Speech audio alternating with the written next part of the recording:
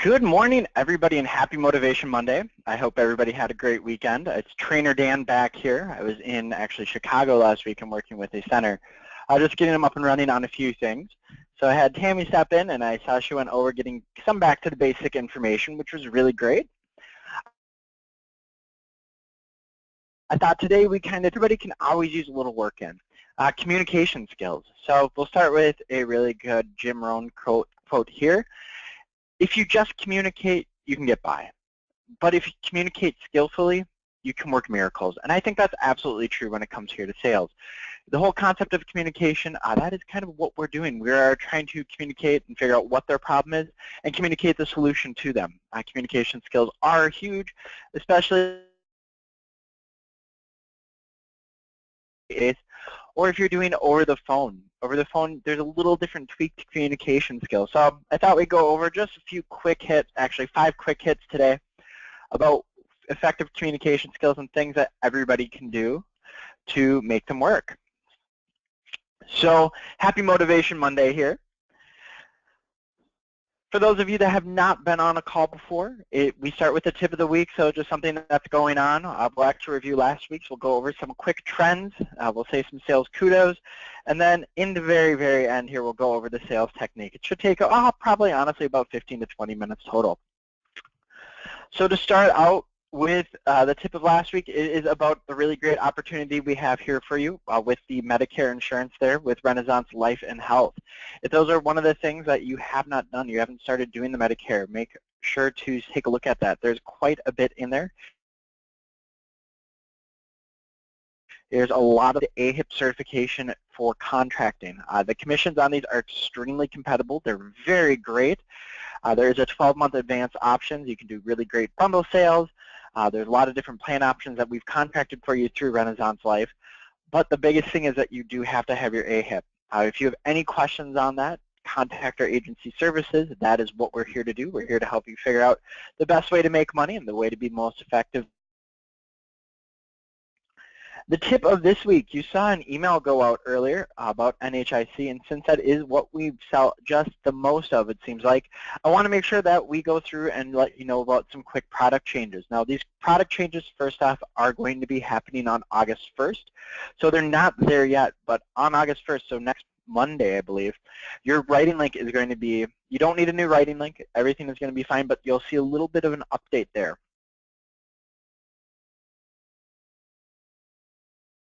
What NHIC did is they actually removed the network fee. They removed the admin fee as well. And then in the states where you can actually sell association packages, there is going to be the one-time enrollment fee. So you'll just notice as far as it goes with the product that the fees really shrunk. That is really great for you, especially if you are going to be one of those people who is going to be working face-to-face and your clients can see everything as far as the fees go.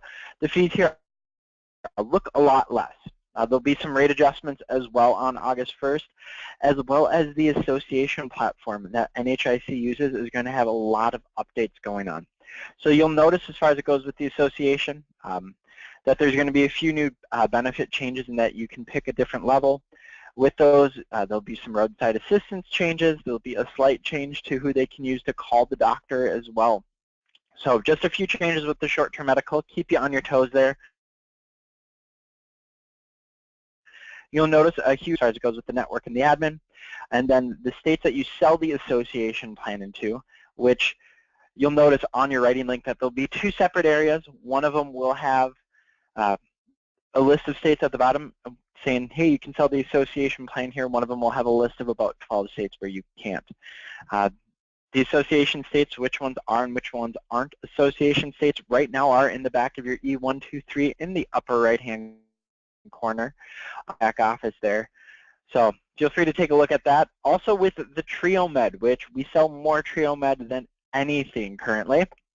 The guaranteed issue one, which is the one we sell the most of, will have dismemberment added.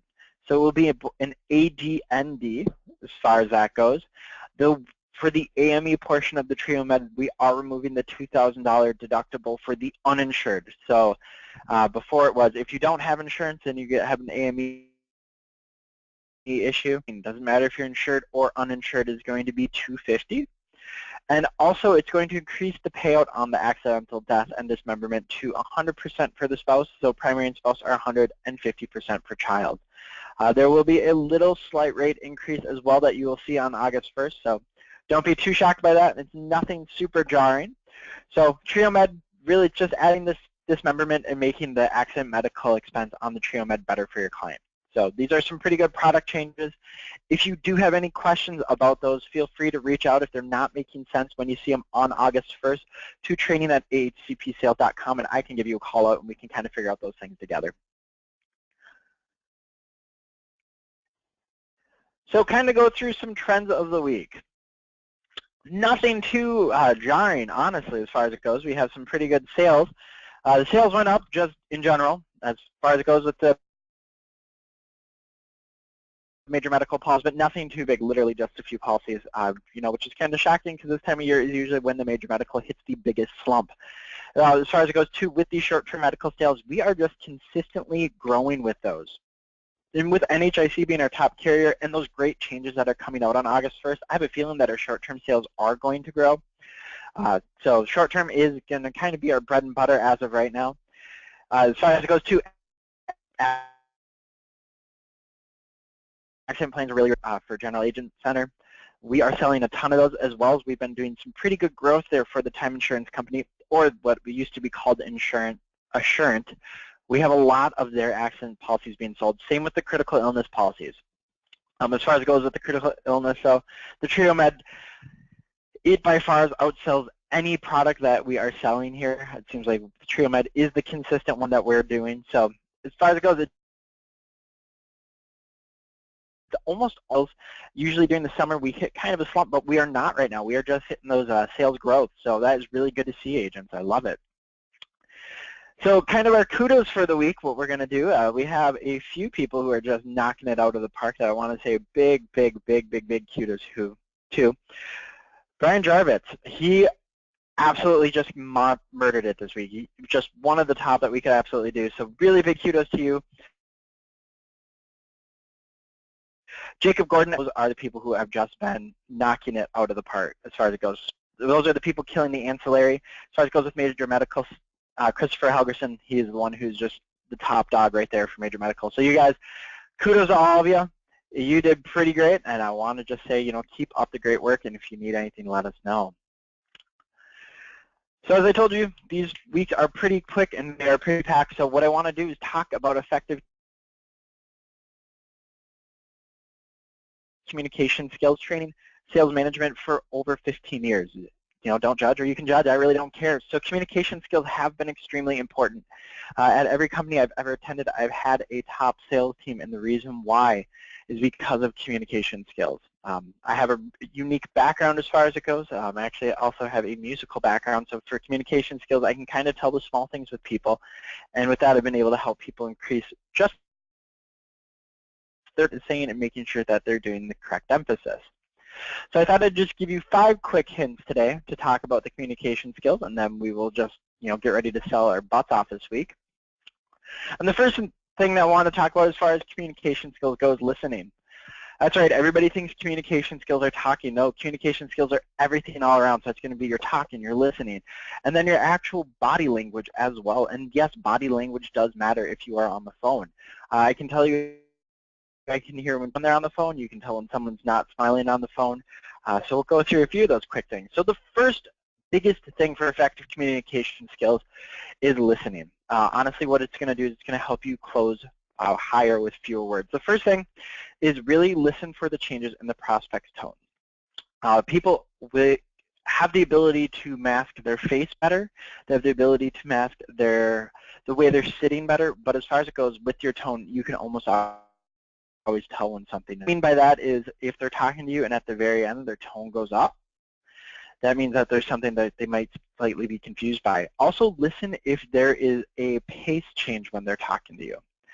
You want a pace change when you're describing benefits because that means that they're listening. But if they're sitting there and they all of a sudden start slowing down their story when they're trying to talk to you about why they need insurance, more than likely there's something that they're not telling you.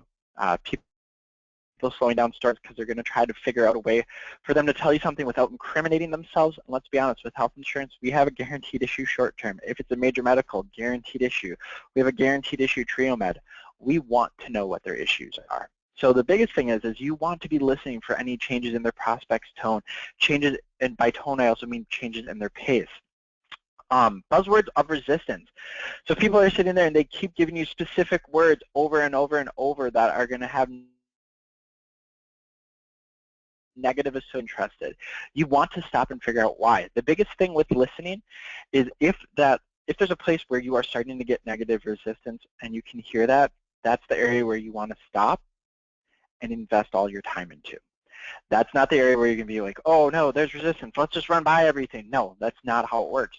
In sales, if there's an issue, you want to stop and you want to work on it. That's the biggest thing with listening. It's going to let you know when the issue occurs. So you're not sitting there and you're trying to close them over and over and over and over and over and they're not closing. That's because you missed something earlier on. And then another thing too with listening is attitude towards the product and the sales style. You want to be able to mimic the product and their attitude towards what they need, and you will have to kind of be a chameleon and change your sales style if you want to be as effective as possible. Some people are going to be quick and to the point. You're going to hear that when you're talking to them. When you're listening, you ask them to tell a story to you, and you know what, their story is going to be less than 10 words. Those are the people who aren't going to want you to drift around. They're the business people. Be quick, be bright, be gone. Some people are going to need you to lead and talk a little bit about yourself and, you know, tie the product really deep back into them. Some of them want the high energy. They want you to be creative. Just listen to how they are and just kind of reflect back into the client. The first biggest thing with communication skills is listening. That's what I think almost every person can always use a little work on. I just tell my agents when I work with them, you know, you need to shut up and listen to the client. Honestly, just shut up. You need to quit talking and listen to the client. Zig Ziglar was a very big proponent of having that powerful pause. A lot of the powerful pauses that you'd be working with are going to be through listening. You know when to just stop talking because your client is slowing down their story and you want them to keep going, that's when you just shut up. So first biggest thing is going to be listening. Another effective communication skill, which we kind of talked about, and that's why I put this one back, is going to be mimicry, right? We talked about you have to be a chameleon.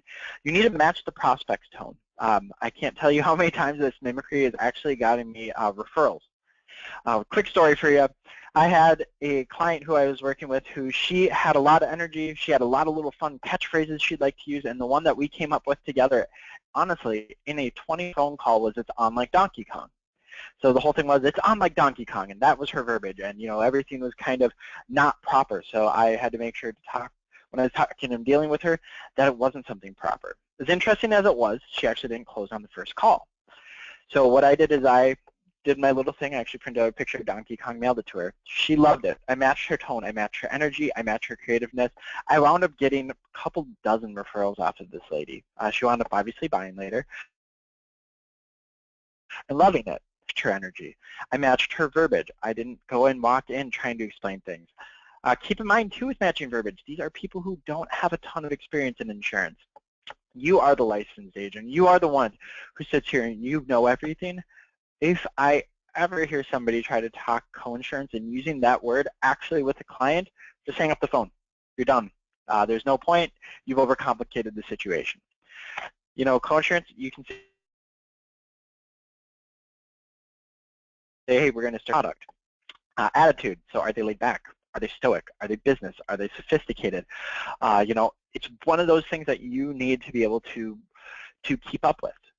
You know, you need to match their attitude. If they're extremely laid back and you try to pressure them a lot, yeah, good luck closing on that.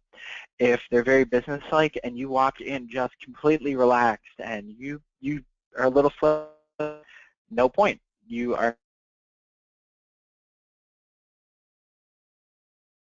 not working with what the client is physically leaning in. You need to lean in. If the client's legs are crossed, you should try to cross your legs. If the client is sitting up super straight and has great posture, you need to mimic that. You need to, if you're working face-to-face, you need to mimic what they do. You need to make sure you need to make sure to do that because it makes them feel comfortable is basically the most important thing. And the last thing is ideology as well. I can't tell you how many salespeople will talk to a client and they battle it out. Why would you ever do that? If you don't agree with them, just smile, do the awkward Ms. Bless thing that I'll do, and I just kind of laugh and move on.